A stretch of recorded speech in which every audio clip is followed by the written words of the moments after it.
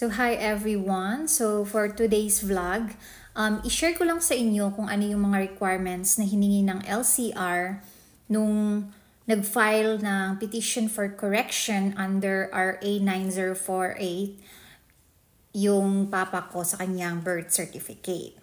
So, nag-file nga pala siya sa Tagum City. So, yung hiningi sa kanya, since isang letter lang yung mali, is yung birth certificate niya na may mali, birth certificate ng kanyang kapatid, birth certificate at least sa dalawang anak niya, meron ding marriage certificate na hiningi si LCR, marriage certificate ng owner tsaka nung sa parents, death certificate ng kanyang parents since patay na sila, baptismal certificate, and voters affidavit certificate. So, since yung sa papa ko is isa lang letter ang mali sa birth certificate niya, so yung cost is 2,500 ang hiningi. Yung sa mama ko naman is madaming hiningi.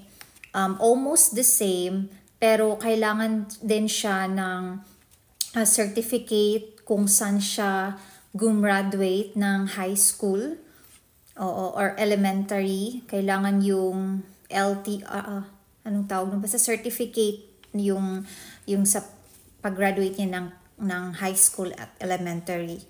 At since sa Samal siya, which is sa Davao del Norte, Samal, hiningan din siya ng almost the same. Yung kaibahan nga lang yung certificate nung sa gumraduate na siya ng high school or elementary, at mas malaki yung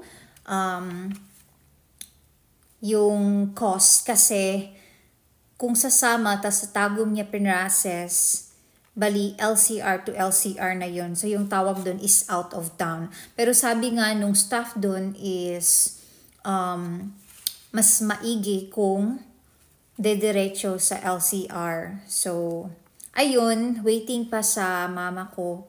Pero yung sa papa ko is yun yung cost, 2,500 lang. Yung sa mama ko naman, isiningan siya ng medyo malaki, kaya medyo na pending pa.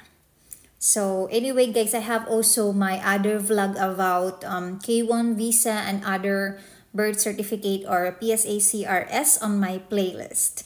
And just click and don't forget to subscribe. Have a good day.